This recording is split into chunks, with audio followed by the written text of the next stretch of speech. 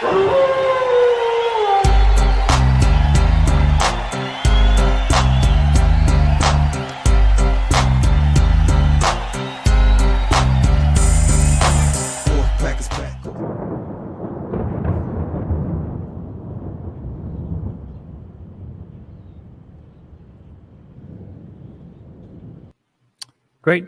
Welcome to Digital Asset News. My name is Rob, and we got a ton of things to go over. First up, we'll take a look at the market and how it is down, and how originally everything was uncorrelated as of like 20 minutes ago. Then all of a sudden, traditional market just flipped over. Then we'll take a look at the crypto bear market turning bullish, and I put that as a pretty big question mark. We're going to talk about how Bitcoin wallet is at an all-time high. Accumulation zone is in a good place, but I've got my concerns, and it's going to really come down to the macro environment. Then we're going to talk about how AMP, the crypto token AMP, is getting the Ripple treatment and is going to be delisted. Israel limits cash payments again, and Metropolitan Bank helps Voyager depositors. And then we're going to talk about what the heck is going on with iTrust, as their website was down, now it's up, but people still can't get into their accounts. And then we'll take a look at the July winners and tune out for Sweatcoin. So before we get into all that stuff, let's first take a look at the market. So first of all, hey, how's everybody doing? Nice little Monday, right? Woke up and market wasn't doing too bad. Now here we are. So we can see, let me go this way. That's better. So we can see, for some reason, just about 20 minutes ago, it was like down 1.25%, 1.2, 1.3. Wasn't that big. Then all of a sudden, another 2% of drop. And we got Bitcoin down, Ethereum down. Let's see, for the last hour, that's what I really care about. Who's down the biggest? Ethereum, Cardano, Solana, Polkadot, Polygon. And that's why I DCA, folks, because you never know. You know, people say, Rob, you should just go all in. Well, I mean, you can do that, but I don't know, is that the right thing to do? And you can just see right here, this is what's going on. And what's going on with the traditional markets? Well, in the beginning, which is why I labeled this uncorrelated, it wasn't correlated. The NASDAQ and the S&P 500 were having a nice, fine old time. And all of a sudden, everything just kind of turns the opposite way. So that is what is going on into the market. Let's jump into crypto markets turning bullish and some other stuff. So I know everybody gets happy and jubilant when the price goes up, especially on the weekend. Last week was a great week, right? We were all happy. Yay. And of course, everybody's like, the bottom's in, the bottom's in, the bottom's in. I can't tell you how many times I've heard the bottom's in. And what's the other one? Oh, this is your last chance to get Bitcoin under 20K.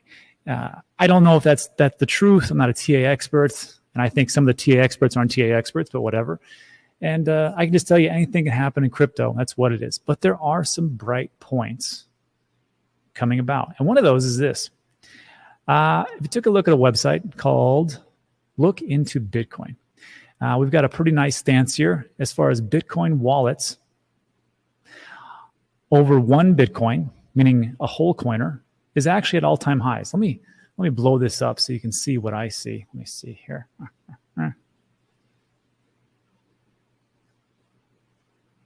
All right, I'll go right there. Great. So, okay, get out of there.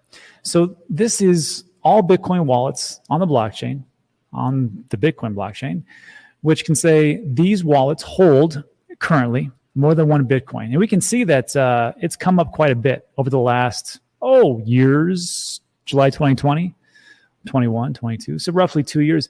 We can see that as everything has kind of fallen down, there's been some investors out there who say, you know what, this is a great buying opportunity. And they did just that. Especially, you can see, not so much here, when Bitcoin was 63,000, that's not the greatest time to buy. But right around here, when I went to 36,000, 38, and of course, everybody was saying the same thing. This is the last chance to get below 40,000.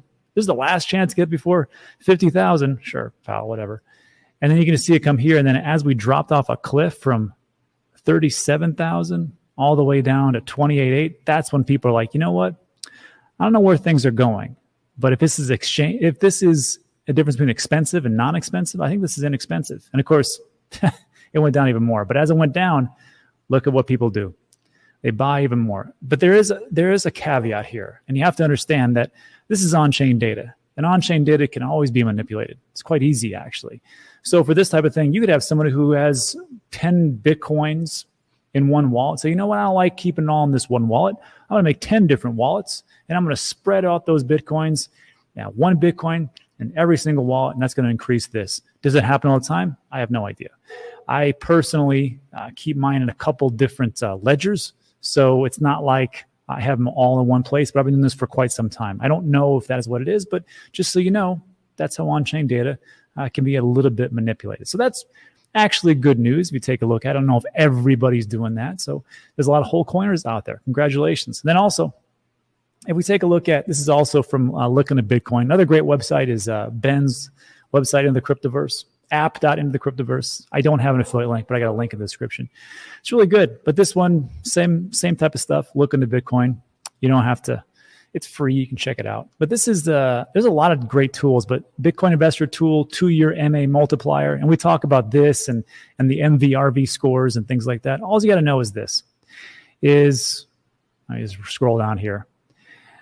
This highlights periods where buying or selling Bitcoin during these times would have produced outsized returns. Use the moving average 2-year MA.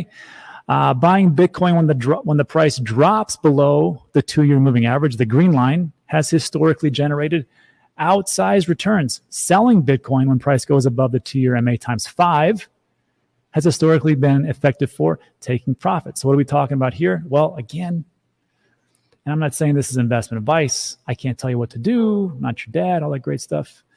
But you can see that around this time frame, historically, potentially, could have been a pretty good accumulation time, right? So even as we start to come up, people are like, this is it. I think things are going great.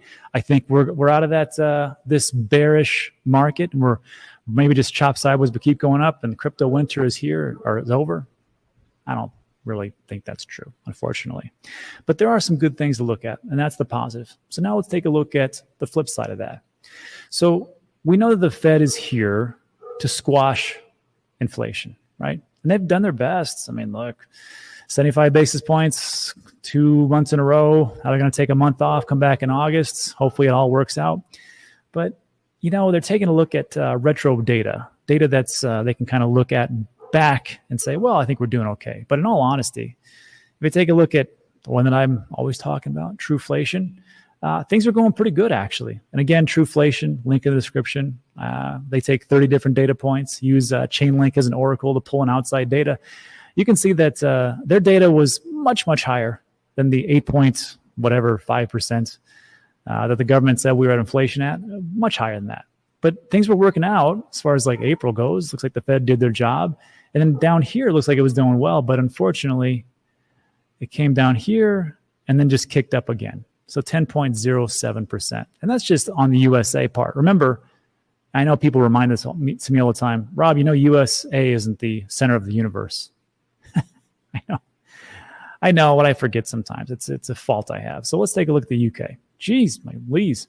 So there's your interest rates, or there's your, inflation rates for the UK. And this was just added on Trueflation. And you can see back in 2021, 6 point, not bad UK. But then it just exploded upwards. So I'm still concerned about inflation. I don't think we've had a grasp on it. Maybe we've peaked out, but it seems like it's climbing again. And also, there's just some odd things that are going on. We talked about this before. And one of those is the unemployment rates. And the unemployment rates, usually in a recession, 2 consecutive quarters of GDP decline, which we can all agree on, except if you're the White House, that's fine. There are some factors that don't lead to that as far as inflation rates. One of those is unemployment rates. And unemployment rates, Bureau of Labor Statistics, we've been at 3.6% for months. And usually anything around 4 to 5% is acceptable. That's what traditionally we have called it. But 3.6% has just been going sideways for quite some time. And we can see that here as far as June 2022. Also, there's one more thing I'd like to make mention of on page 4, which is this. In June, average hourly earnings for all employees on private non-farm payrolls rose by 10 cents or 0.3% to $32. That's pretty good. Over the past 12 months, average hourly earnings have increased by 5%. Let me say it again. Over the past 12 months, average hourly earnings have increased by 5%. Well, that's great, but how are you going to keep up with this? How are you going to keep up with this? You're going up 5%, but you're losing by 5. That's pretty tough to do, especially when you're living paycheck to paycheck. And I believe people are. On top of that, I know we talk about the unemployment rate is pretty good, but just as a quick reminder, 3.6, some people think that's high. That's not high. This is how high it could go. Here's the Great Recession from 2007, 2009. 2007 is 4.4, and people were like, that's acceptable. 5.2 2008, 9% in 2009, 9.5 in 2010, 8.9, 8% in 2012, 2013, 7.4, 6.1. So you can see that even after recession, you got a lot of people laid off. And that was just 2007, 2009. 1990, 5.8, 9%. 9.5%. Again, the same thing over and over, 8.9, 8%. So if we're sitting here and we're going at this rate, which is 3.6%, there's some kind of disconnect going on. And I will just say this. Do you know how they calculate unemployment rates?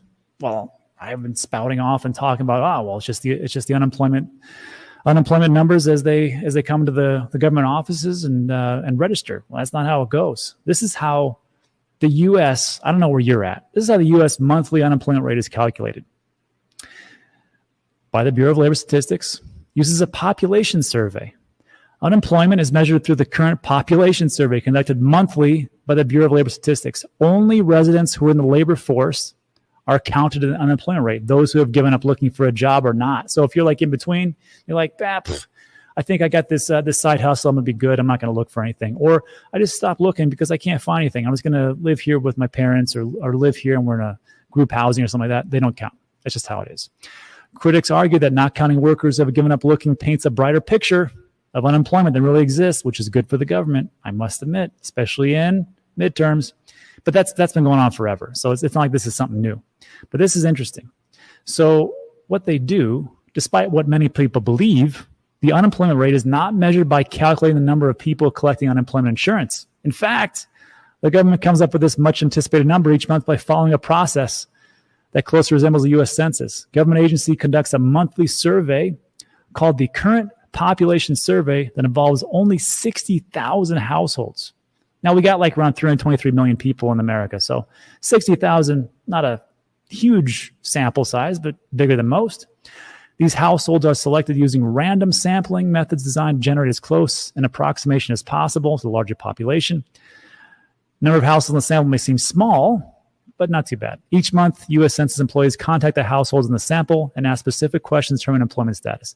So, and it goes on for an example, but that's pretty much how it is. They're just like, here's a sample, tell us who's looking for a job, who is employed and who is not, and then we put out those numbers. And that's it. So 60,000 sample size, which leads me to this point.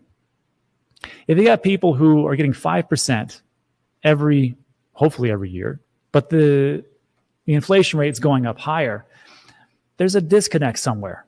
And there's a big disconnect between what's happening on Wall Street, what's happening in the traditional markets, and pretty much what's happening in crypto. And I think things are going to catch up to us. Just take a listen to this. I just see it. This is just how I see things. I see people out there, and I see people that are all struggling. I know they're living paycheck to paycheck. I know they're using their credit cards to the maximum amount. I know they're over leveraged. Credit cards are leveraged. And I see some problems coming up. I don't know when it's going to come up. I just see some things. Just listen to this. Let me stop the screen. It's like 2 minutes or so. Tell me what you think after this. If you think, yeah, should be a good time. I mean, it could be, not for sure. Take a listen.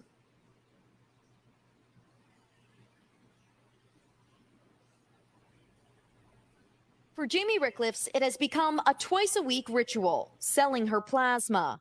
Originally, the plasma was just like a safety net, and now it's becoming more of a necessity. Her family's two-income household is struggling to keep up with runaway inflation, and they're far from alone. 2/3 of Americans are blowing through their savings because of sky-high prices. We should be middle class, and we should have a nice savings, but everything's going up. Workers' wages have increased, but not at the same pace as historic levels of inflation. New numbers today show a key gauge for prices we pay up 6.8% year over year, the steepest spike since 1982. What's the bottom line from this week? buckle up and get ready. Melissa Bradley is a venture capitalist and says small businesses have witnessed recession warning signs for months. We see it every day in our receipts, and we need to really figure out how to make some changes. Markets, meanwhile, rose for the week, the Dow up nearly 1,000 points. Buoyed today by oil giants Exxon and Chevron reporting record second quarter profits, thanks in part to what have been record high gas prices. Consumers now finding some relief in falling gas prices, down 76 cents a gallon from their peak, and job security. Nationwide, the unemployment rate sits at near 50-year lows. In Marion County, Iowa, it's practically non-existent. Do you feel like you're at risk of being out of work if we move into a recession? At the moment, no, just because there's such a high demand and we've already got so many orders already in. Americans navigating a dizzying economy. The demand for labor high, but prices even higher. For the news, I'm Emily Ikeda. And there's the thing. It's just, there's a little bit of a disconnect. To remember, there's a difference between the economy, what's happening in the economy, and what's happening on Wall Street, TradFi, and even crypto. So let me know what you think about that in the comment section. I just see that it seems like sometimes it's a slow moving train. And then when it gets here, then there's just a little bit more chaos. But it could just be me being a little bit more bearish. Who knows? Anyhow, let me know what you think about that in the comment section. Let's move on to our next piece. AMP gets the Ripple treatment. This is a bummer. I'm not going to spend much time on it, but this is what's happened. This just came out 10 minutes ago, 20 minutes ago. This is Binance.us update on AMP. And it just says, out of an abundance of caution, we've decided to delist the AMP token from Binance US effective August 15th. And it talks about regulatory clarity. US supports responsible regulation, blah, blah, blah, blah, blah. And what this really comes from is when the SEC clamped down on the insider trading with Coinbase, they listed, how many was it? 7 or 9 different cryptos that they said were securities. And AMP was one of those. So it's the same thing that happened with XRP. As they came after Ripple, they said this is a security. And that's why that court case is going to be so darn big on top of the Voyager and the Celsius case. So this isn't investment advice, but if it was me and you were taking a look at your AMP holdings, might be a good opportunity to take a real hard look at where you think that coin is going. And again, it's just in America. So America is not the center of the universe. However, it seems like there is a ripple effect, pun intended. Anyhow, let me know in the comments, and let's move on to, this one is strange. Not that strange if you see things going on. Israel is one of the countries, among others, that's going to ban cash payments over $4,400 on Monday. Is that today? Yeah, it is today. Shoot. So beginning August 1st, Israel, and they're not the first, not the last, will ban cash for personal transactions over $4,400 and business transaction over $1,760. Why is that such a problem? Well, if you transacted in cash, you know how great it can be. It's kind of a hassle. But if you want to, not report everything, cash is king. The country will impose fines between 15 and 30% of the relevant transaction value on those who violate the law. The law is meant to fight financial crime by promoting the use of digital payments, which are easier to monitor. These amounts represent a reduction from transaction limits that Israel previously set in 2019. At that time, transactions were limited to 11,000 shekels or $3,200, and personal transactions were limited to 50,000, which is 14. Well, I can kind of see that 14,660. It's up to you. So that is what's going on in the world as far as like cash. Let me know what you think about that. I think that's just the start of it. And I'm not a big conspiracy theorist, but it is what it is. So that's all we have. And then also to finish up this part, this was put into the courts. This is for the Voyager case, the Voyager bankruptcy case, which is going on right now. Metropolitan Commercial Bank put in a filing with the Southern District of New York. And this is pretty much what it states. Metropolitan Commercial Bank hereby submits this statement in support of debtors' motion for entry of an order authorizing the debtors to honor withdrawals from the FBO accounts, liquidate crypto from customer accounts with a negative balance, sweep cash held in third-party exchanges, conduct ordinary course reconciliation, and continue staking crypto and granted related relief. What's this really just saying is this. They're going to try to allow the people like us, which have USD dollars in the Voyager account, which Voyager opened up for us. That is the for us, essentially. And they're going to try to allow them people to actually be able to withdraw. Now, there's going to be some type of audit to go through before they're able to do that, but at least things are moving. And this was just filed last week on July 30th. So there's only so much time that the judge has to respond. So hopefully soon, people who have dollars on Voyager are going to be able to take that off. I am not a lawyer, but I'll let you know when it actually happens. Anyhow, that's what's going on. The three pieces there. And then lastly, to finish this up, iTrust. There was a problem this weekend with iTrust. And since we've all had our issues with the two platforms, Voyager, Celsius, Vault, you take your pick, a bunch of other ones, it's concerning when the website will go down. So this was from iTrust. They stated that on Saturday and Sunday, later parts of Friday, website was down. I noticed it myself. Then on Sunday, I was given access, or I got into my account. And then today, can't get into my account again. So here we are. So what happened? This is what we got. So on Friday, iTrust Capital experienced a network incident that disrupted our DNS hosting service and took our website down. All right. As soon as the incident occurred, we requested our custody vendor lock customer assets to ensure their security while we investigate. Before I go on, if this had happened 6-7 months ago, wouldn't have been a big thing. People are like, well, that sucks, these things are down. But everything that happens right now with a centralized authority, especially with iTrust, Roth IRAs and things like that, is amplified to the nth degree.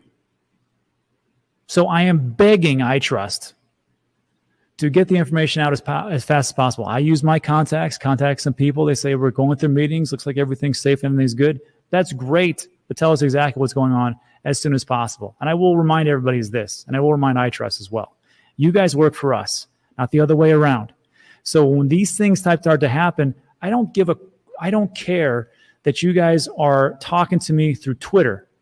Send out some emails and as many updates as you possibly can. I know it may not be like a big thing, but sweet Mary Joseph, if you're going to let this happen for I don't know how long, I get bombarded with requests. People flip out, especially what's going on.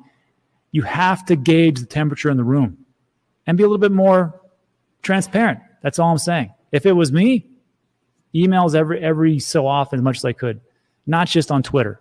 I didn't get an email. Maybe it was my service.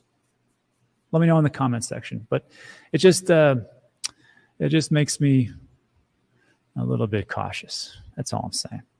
Anyhow, since Friday, there have been no access to or trading with customer assets. iTrust does not hold customer assets, which is true. It is the ability to access crypto from our system that is down. So iTrust doesn't hold customer assets. Well, who does? The question. And that you can find on their website. If I can't hold the crypto assets, who is storing them for me? First of all, this is who. Coinbase Custody is their digital asset security provider. That's who it is. Well, who is Coinbase Custody? Well, it's the same ones that MicroStrategy picked up to use for. So, okay, that sounds pretty good. I like that part. Here's what else. Login access will be restricted and assets will remain secured with the custody vendors until our investigation is complete. For individuals who access their accounts this weekend, their wallet represented zero balance because our system was isolated from the custody vendors. True. Additionally, there are reports of fraudulent phishing activity regarding clients' iTrust accounts. iTrust is not currently contacting clients by phone, email, or otherwise asking for credentials. So that's a big thing. So just make sure that you understand that everything is a scam until proven otherwise. No one is asking for your credentials. And if they are probably scammers. But again, I got to tell you, 5-6 months ago, wouldn't be a big thing. I would just try to shore that up, iTrust, and try to move that way. Anyhow, let me know what you think about that in the comments section. And then lastly, just for everybody, winners. the wieners for Sweatcoin. So congratulations to all the winners for this month. You get 50 Sweatcoin. I just sent them all out. Let me know if you didn't get them. Chi Shing Sang, which crushed everybody in steps. That's a lot of steps. I don't know what that breaks down to per day, like 20,000, 25,000, 23, 24,000 a day. That's a lot of steps. Michael Pearson, Trey Jordan, Vader Lord, nice. Rishi, Andy, J Webb, Theodore, Jägermeister, and Lance Turner. And of course, I put this out on my Twitter account, and some other people already contacted me and said, hey, I got more steps than that. You're just not following me. I've already paid out. So I usually just pay out a little bit more as far as sweat coins, but that's it. That's what's going on for the news. Congratulations. And also let me say this, that if you've won twice for the sweat coin challenge, it's a 2 and out. So Chi Shing Sang, you are unfortunately retired now from this competition, because I don't think I'm going to beat you at 747,000. You must have a heck of a job. And that'll just free up other people to move in there and try to win. So that's it. That's what's going on. So look, that takes care of today's news. If you got to take off, get out of here. I just want to say thanks for sticking with me. Hit the like button when you're